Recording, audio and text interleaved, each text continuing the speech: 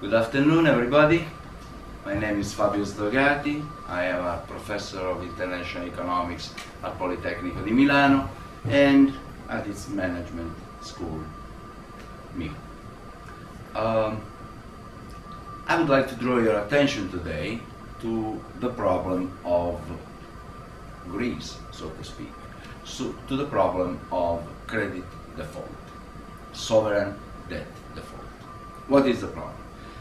Those of you who have seen the newspapers today in the last couple of months, you've seen that there is a lot of concern about what I should call the Greek situation. The Greek situation is depicted as follows. The Greek government has a large debt and it has a large deficit.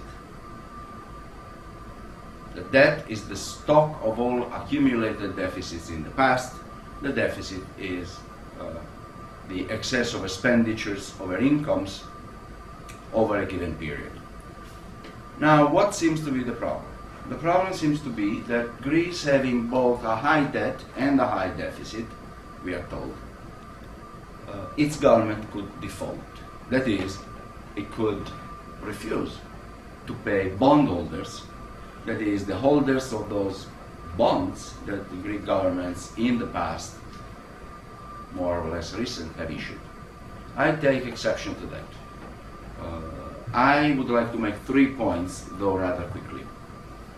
The first point would be that we have to look at what is the prehistory of the current situation. In other words, we should put this problem in perspective. The second point I want to make is that the current situation should be analyzed not by comparison to other situations, but based on good, sound economic theory. And third, perhaps a few words about the future of the Greek economy.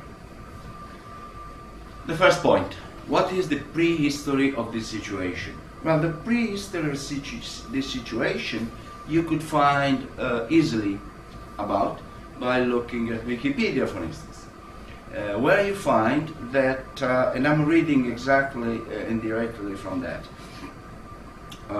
before the present government, which is, it must be said, a social democratic government, there was a conservative government led by Mr. Konstantinos Karamanlis, who won the March 7, 2004 elections and again won the September 16, 2007 election. So Mr. Karamanlis was in charge of the Greek government beginning in 2004. Mr. Karamanlis calls early elections before the natural expiration of his government, that is, on October 4th, 2009. On October 5th, he concedes defeat. Now, in other words, we've had about 5-6 years of a government in charge, and it is hard to remember this government being hardly questioned about its fiscal stance.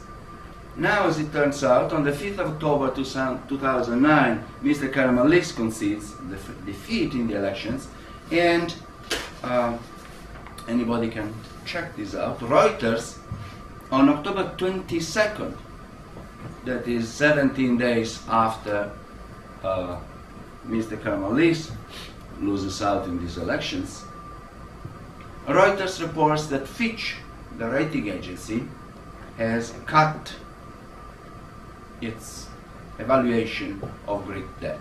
That is outstanding. 17 days after one government quits, the rating agency, one rating agency, cuts the rating of that particular country's government. That is something that we should pay attention to. Now, of course, the new government takes hold.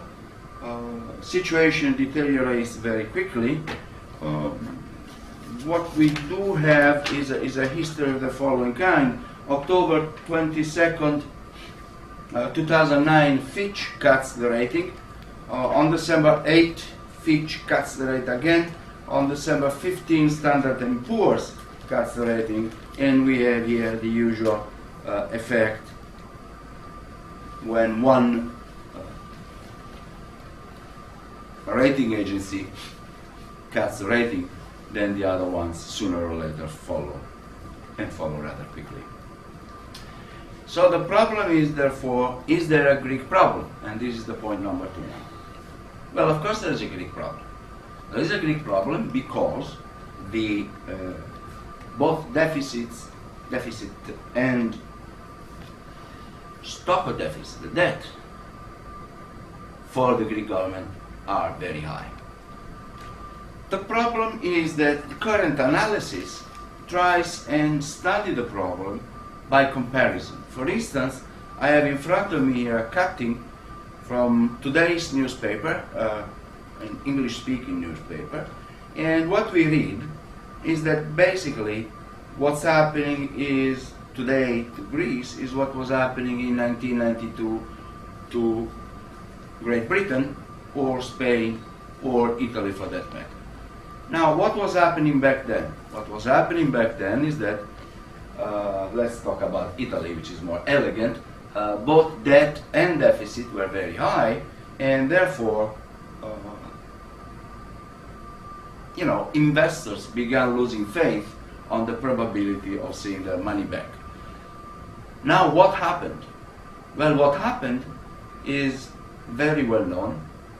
The Italian lira and the British pound, to mention a few, depreciate dramatically.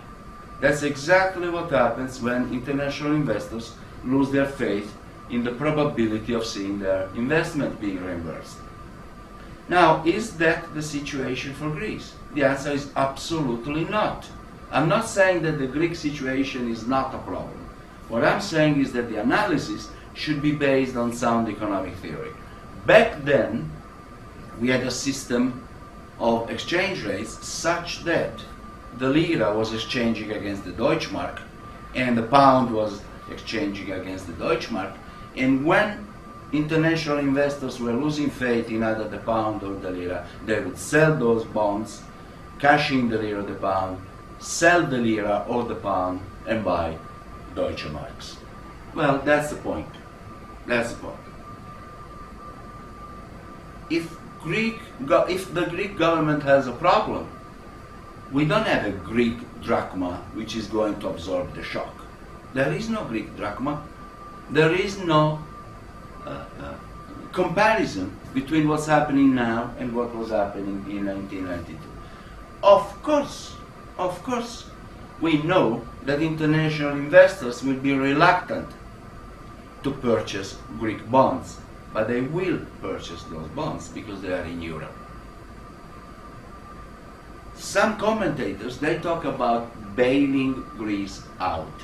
I really don't understand what that verb means. What do we mean by bailing out Greece?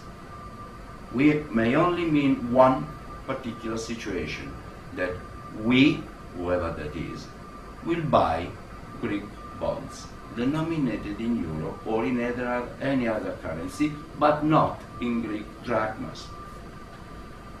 So there is no talk of bailing out.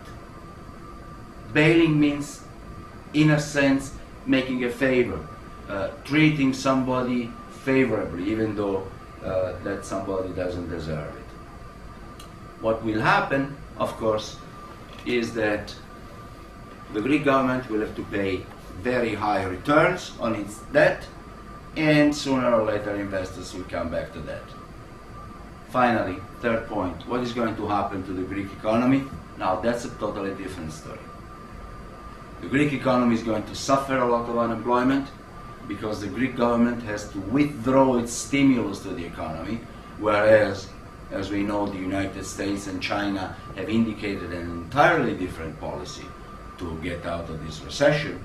The Greek government will not be able to spend to stimulate its own economy, and therefore we are going to see deflation, prices falling in Greece, We are going to see increasing unemployment, well above the European average, and of course we are going to see that the people in that country will suffer quite a bit. On the other hand, we have to remember one last thing. Greece is not really selling internationally tradable goods. She's selling a lot of tourism, a lot of services. We will see the tourist industry recoup, take a big step forward, but on average, over the next 2 years, the Greek economy will suffer. So, one very final and last recommendation: let's not think about situations by comparison, let's think on the basis of sound economic history. Thank you all.